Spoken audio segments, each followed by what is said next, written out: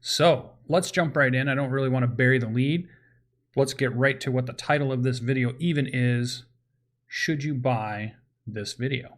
Let's jump in. So there's a couple of different types of people that this could be targeted towards. Let's start with the first one, the Dungeon Master. As a Dungeon Master for Dungeons & Dragons role-playing game, is this a book, one that you would want to pick up? Now, I would say yes, this is a book that is very valuable to you as it gives you a brand new setting to play Dungeons & Dragons in. Not only that, could you possibly just use some of the pieces, not even just the whole thing as a setting, but you could pick and choose different items to put in your campaign, or even a campaign that is of another setting, such as a Forgotten Realms or an Eberron or something like that. Greyhawk, one of the old ones. So this book is definitely written for a Dungeon Master. It has all the things that you might need in there, talking about the world, maybe some classes, maybe some new features, some new creatures to use, some new magic item kind of stuff. All of that's in there, and those are all things that GMs or Dungeon Masters or Game Masters are always looking for to add to their game. Now, let's say maybe you are just a player of Dungeons & Dragons. Would this be a book that you'd want to buy too? Well, possibly. It just depends. There is a couple of features in here that are pointed towards players as far as giving you extra options for you to play in campaigns if your Dungeon Master is allowing you to use the book Guildmasters Guide to Ravnica.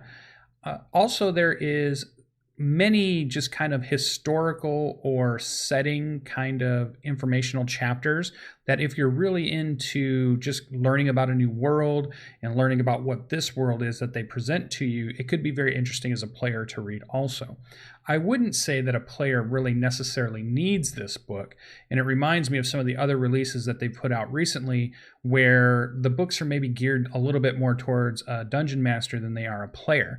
Things like a Volo's Guide has things that a player could use, or Xanathar's had plenty of things that a player could use. Those are books that you might pick up, that you might use.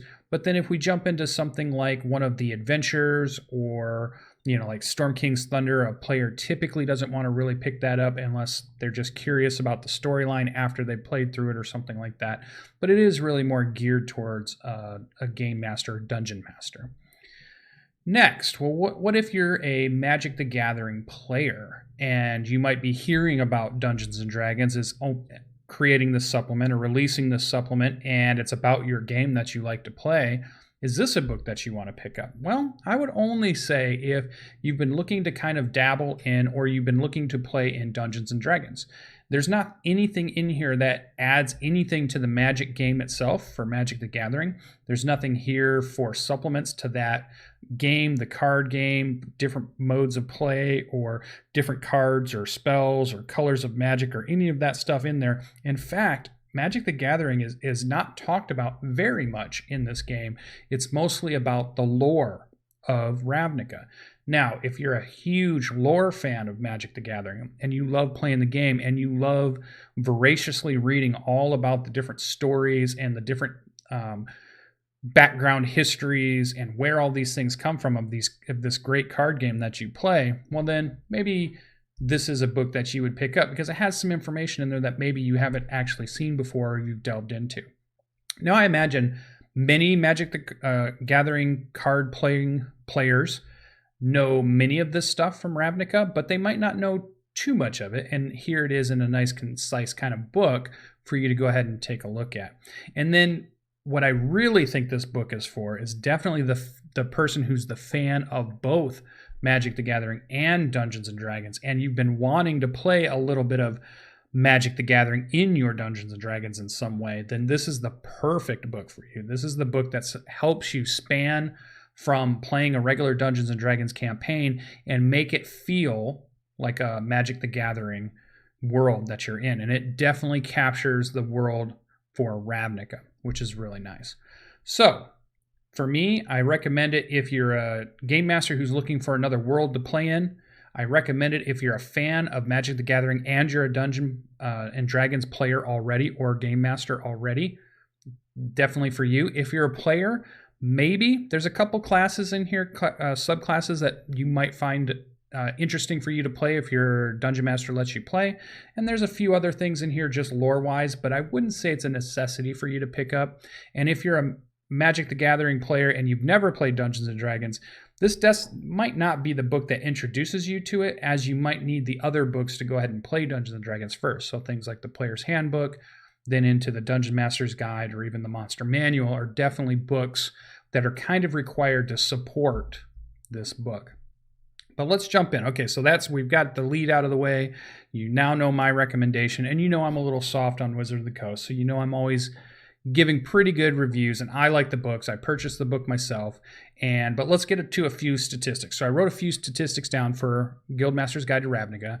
It's a 256-page book. It's got about 6 chapters of different information, 4 new races that you can find in here, and 2 of them are reprints from other books, 2 new subclasses, 10 guilds, or really what you can think of them as factions to gain renown in.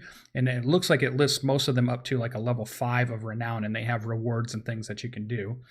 10 new backgrounds, 78 new NPCs or creature stat blocks that you can use with plenty of information on what they are and how they work, 16 new magic items, dozens of maps, and definitely plenty of artwork throughout the whole book. So those are like the statistics of the book. That's what you're getting for your money. Me, I'm a huge fan of this, and I really like how this allows me to dive into the world of Ravnica. Like, I played the game, I love looking at the cards, I love looking at the artwork, I love reading the little subtext on the cards, and then imagining what that world was like that these planeswalkers are in and doing. And this really kind of starts to begin to kind of bridge that gap, or gives me a pathway to go and find that world and play it in a role-playing setting.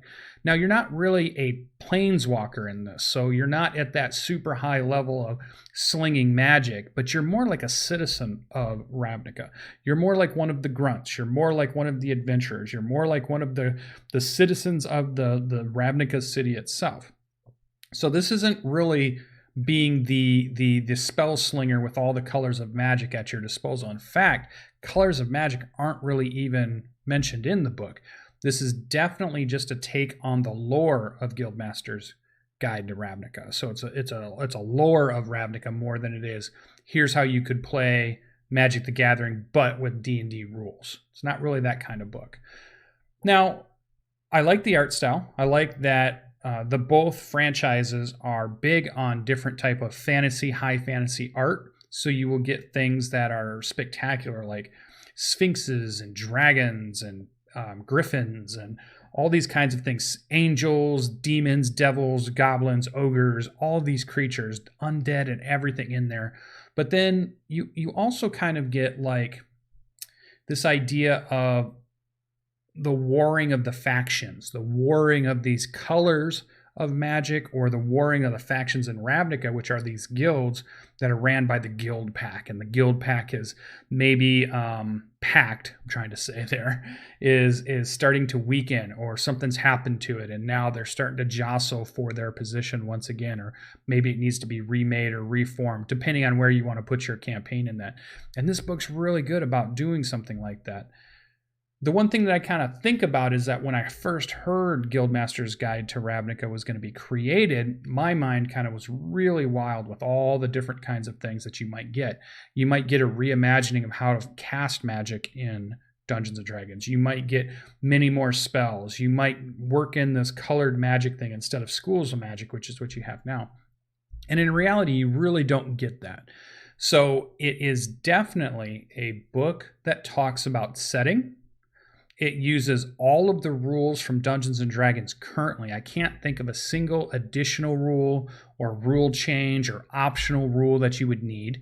It doesn't reference any other book but the Player's Handbook, the Dungeon Master's Guide, and the Monster Manual. Those are the only 3 books that they consider the core books that you need to play Dungeons & Dragons.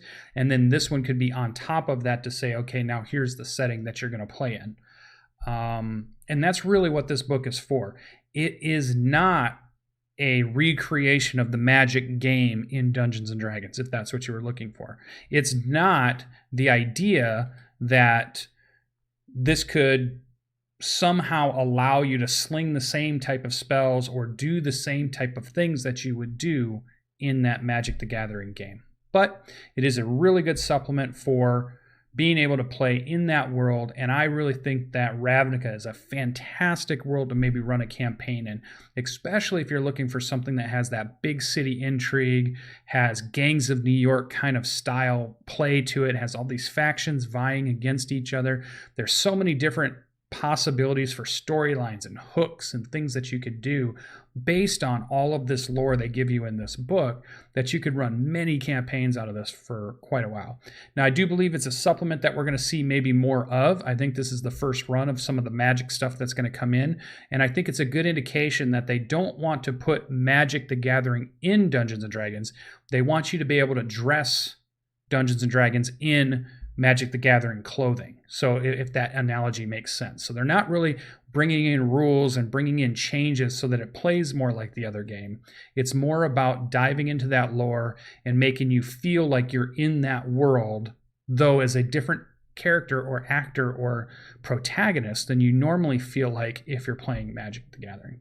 So I hope you go out and you buy it. I hope you go to your local game store and pick it up, support your local brick and mortar places so that they can keep bringing us these wonderful games. I think Wizard of the Coast has done a really good job with this new book that they've brought out, and I think we're going to have a lot more like this on this channel, and you're going to see a lot more reviews of other books that are coming out, not only from Wizard of the Coast, but definitely other areas too. So I hope you enjoyed this. I want to try to keep it short if I can. This is short for a SirLucien video, I promise. Hope to see you in the next one. Hit that like button, hit that subscribe button. We'll see you in the next one. Thank you. Bye-bye.